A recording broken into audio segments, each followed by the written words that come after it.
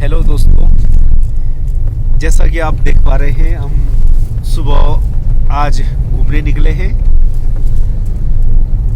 गंतव्य हमारा कफनौल है और हमने सोचा क्यों ना राड़ी मार्ग का आनंद लिया जाए। राड़ी टॉप यहाँ जो यमुनोत्री और गंगोत्री के बीच का एक स्थान है जहाँ की ऊंचाई लगभग 6000 फीट के आसपास है। बाबा भोकनाथ का मंदिर भी वहाँ पर है और उसके इधर अगर आप देखें तो बांज और बुरांस बहुत ज़्यादा प्रचुर मात्रा में है। और बांज जो एक घास, हरी घास, पहाड़ का तो हरा सोना भी इसे बोला जाता है, क्योंकि ये न केवल पर्यावरण को स्वच्छ रख रहा है बल्कि चारे का काम भी, मतलब पशुओं के लिए चारे का काम भी करता है। ये देख पा रहे हैं आप, छोटा सा बांज का वृक्ष है और आगे और इसकी भयावता आप देखेंगे। और बुरांस भी जो है आपको, जो यहाँ का राजकीय वृक्ष है, वो भी आपको दिखाया जाएगा लाइव। मेरे साथ है सहयोगी श्री विनोद मल जी। तो मल जी बोलें कुछ, आज जो ट्रिप हम लोग शॉर्ट ट्रिप कर रहे हैं। बहुत बहुत धन्यवाद कुनियाल जी। और आपकी जो एक लालसा थी कि अब कफनौल जो पहुंचेंगे वो हम राड़ी के मार्ग द्वारा ही वहां पे पहुंचे, तो उसी के चलते आज हम यहाँ पे राड़ी के तरफ से कफनौल जा रहे हैं। और यहाँ पे जो जंगल है वो आप देख रहे होंगे। अभी चीड़ के वृक्ष यहाँ पे दिखाई दे रहे होंगे आपको। हालांकि ये पर्यावरण के लिए एक अच्छा वृक्ष नहीं माना जाता है, लेकिन इसकी लकड़ी दिया सलाई बनाने के काम में आती है। और अब तो इसका प्रयोग कुछ इमारती लकड़ी के रूप में भी किया जा रहा है। और बात करना चाहेंगे हम थोड़ा सा बुरांस के बारे में। ये वास्तव में एक जीवन रेखा पहाड़ की मानी जाती है। बुरांस के वृक्ष जो आप देख पा रहे हैं, बुरांस के फूल आप देख पा रहे हैं और आगे आप देखेंगे जो ये बुरांस का पेड़ है, ये हमारा राजकीय वृक्ष भी है और इसमें बहुत ही सुंदर फूल बुरांस का लगता है। आप देखिए यहाँ ये देख पा थोड़ा सा, जी ये बुरांस के जो वृक्ष वगैरह जो आप देख पा रहे हैं। और ये औषधीय पौधा भी है बिल्कुल। और ये जो आप देख पा रहे हैं सर, थोड़ा ब्रेक लगाएंगे सर, थोड़ा देखो। यहाँ पे नौगांव में एक संस्था है, वो निकालती है इसका जूस, जो हार्ट के लिए बहुत अच्छा माना जाता है। और बुरांस का जो पेड़ है वो वातावरण के लिए बहुत ही अनुकूल है। और बुरांस की जड़ का जो पानी हम पीते हैं वो बहुत ही ठंडा पानी होता है। आप देखिए रोड के दोनों ओर यहाँ पे बुरांस के वृक्ष। जैसे जैसे हम हाइट पकड़ते जाएंगे और हम टॉप के नजदीक पहुंचेंगे तो बुरांस और प्रचुर मात्रा में मिलेगा। बिल्कुल कुनियाल जी, इसका मतलब एक चीज और भी बताना जी।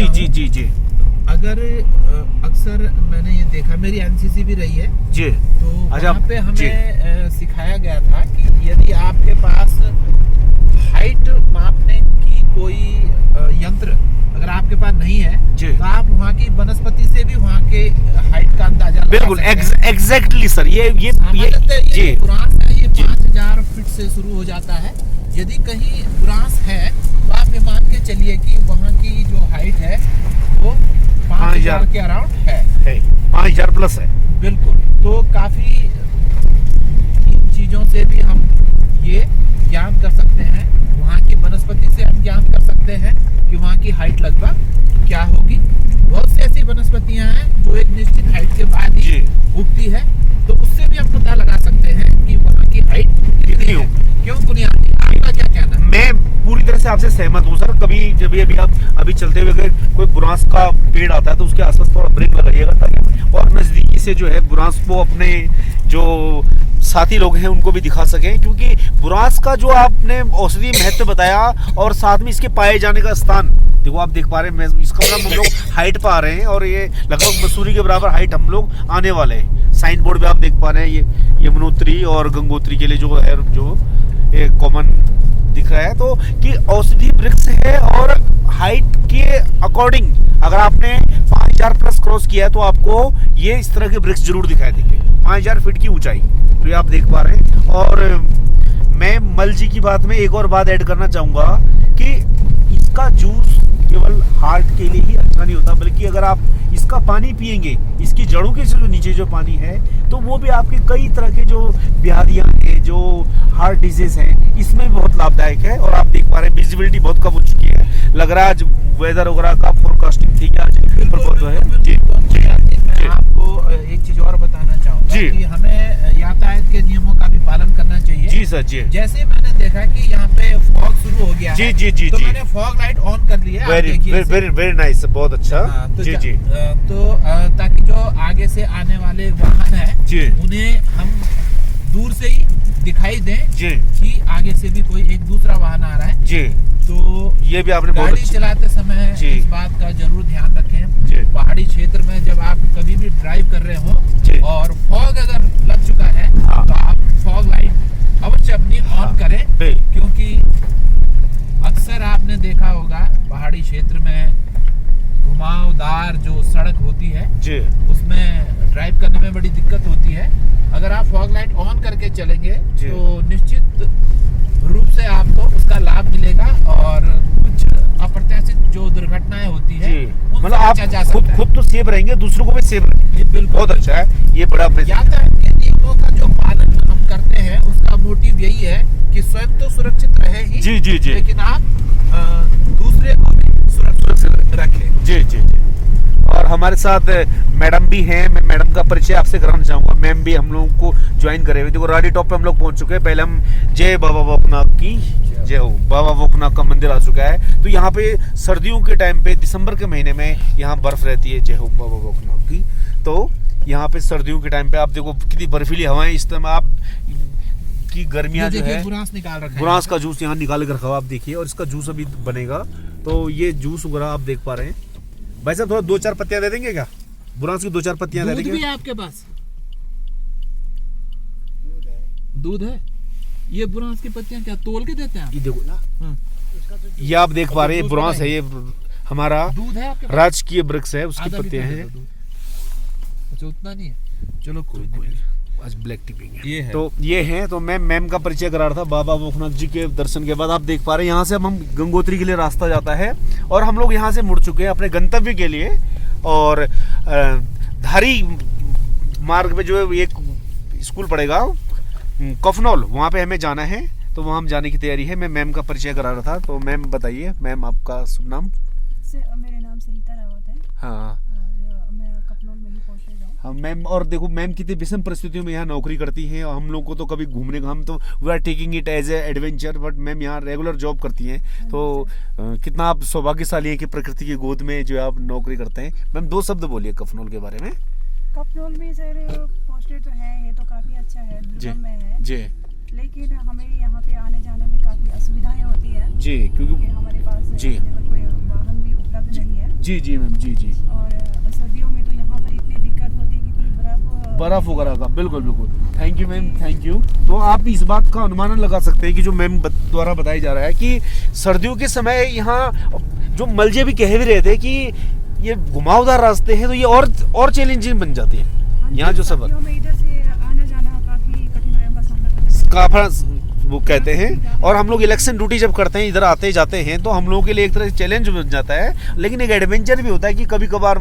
लेकिन जो व्यक्ति डेली यहाँ नौकरी कर रहा है उसके लिए थोड़ा चैलेंज है। क्या कहते हैं? जी जी जी, मैं आपकी बात से सहमत हूँ। जी। और आपको एक चीज और बता देना चाहता जी, हूँ जी, जी, कि ये जो आपने चुनाव की बात करी, जी तो वास्तव में जिस समय चुनाव होते हैं जी यहाँ पे ये जो पूरी रोड है वो जी। बर्फ से लदालद भरी रहती है, जी जिससे दुर्घटना होने की काफी संभावनाएं बन जाती है। जी जी जी और कई बार यहाँ पे ऐसा हुआ है जी, कि छिटपुट घटनाएं होती हुई हैं, बिल्कुल। और उसका तोड़ जो हमारी सरकार है उसने निकाला है। जी। और सिलक्यारा एक आगे पड़ता है, वहां से सीधे बड़कोट के लिए एक टनल बनाई जा रही है। और मेरे ख्याल से वो उसका कार्य गतिमान है कि अंतिम युद्ध स्तर पर कार्य जारी है। जी बिल्कुल अंतिम चरण में वो है, और जी। संभवतः 1 वर्ष के भीतर वो जो मार्ग है जी वो बढ़िया जनमानस सर। के लिए खोल दिया जाएगा जी और वहां से अगर यात्रा प्रारंभ होती है जी। तो करीबन आधा से पौना घंटा तक का जो रास्ता है वो कम हो जाएगा जी।